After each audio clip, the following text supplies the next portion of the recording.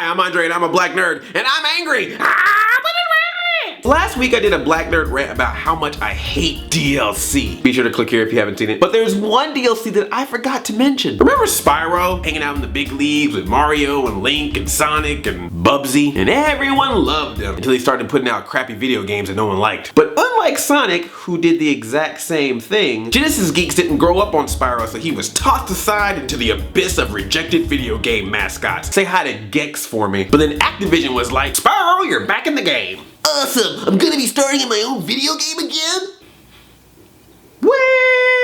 And the Skylanders were born, because how do you get little kids to buy DLC? You put them in toys. Here's how it works, in case you're not a parent, or Robert Welkner from Coin Op TV, or the Skylanders boy and girl. You buy the game and it comes with this little portal that you connect to the console, and then you put your figure on that portal and then it transports into the game, and then you can level the character up and shit. But then you find out that each character has a different element, like fire or water or heart. And some parts of the game can't be accessed unless you have a character with that element. But then you find out there's multiple characters in each element, so to be a true Portal Master, you have to collect all the different characters and level them all up, and then you eventually pay $500 for a $60 game. Capitalism! But I will give Skylanders credit. Every time they come out with a new Skylanders game, you can still use your old characters, so it's DLC that transfers to new versions of the game. Yeah, try putting your Modern Warfare maps inside of your Black Ops. Take that, Activision, the same company that publishes Skylanders. Man, Activision is really good with DLC. Eventually they can just stop making video games and just sell DLC. Call of Duty Ghost, all DLC of dogs and soldier boobs. When I first played this game, I remember thinking like, hey, this is a really cool concept. It's just too bad that only kids are gonna really know these Skylander characters. If only someone would take the exact same concept as Skylanders but use characters that everyone knows and loves, now that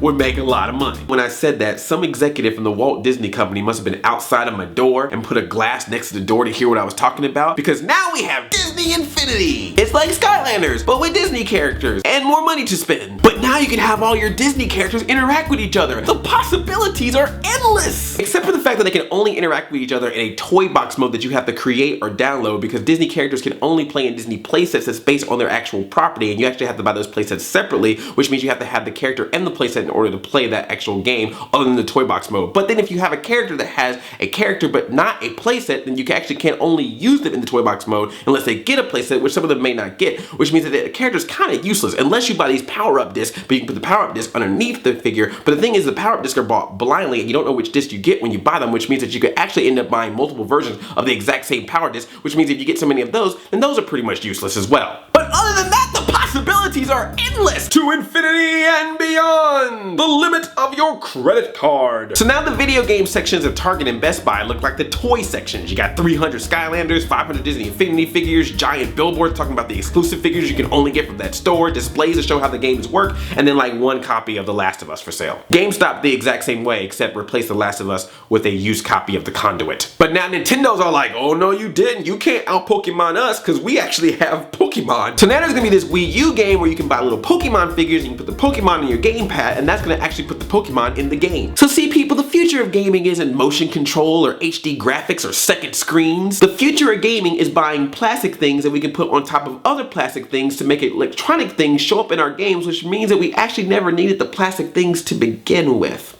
Capitalism! But at least all these Skylander and Disney Infinity hoarders are buying things that they can actually use. The rest of us nerds are buying collectibles and action figures and toys that just sit on our shelves and collect dust and do nothing. Why didn't someone make a game that I could use my Smurf figures on? That way when a woman comes over and looks at my place and is all like, Andre, why do you have over 100 Smurfs? I can be like, nah baby, I'm not just collecting Smurfs, that would be weird. I can use them in my video game. I put them on a mushroom house and they actually show up in my Smurf video game, and you know what? This is actually not helping at all. This is actually worse. Now I want to hear from you. Are you Team Skylanders or Team Disney Infinity or Team I only play Madden and first-person shooters? But I'm actually interested in playing one of these games, so you let me know which one of these games should I get and which character should I buy and put in the game. Leave a comment or video response. Be sure to tickle that thumbs up button and share this video with your friends, or Chaos will attack you with his Doom Sharks. I love you like a play cousin. I'm Addy 5000. Chain chomp. Yomp.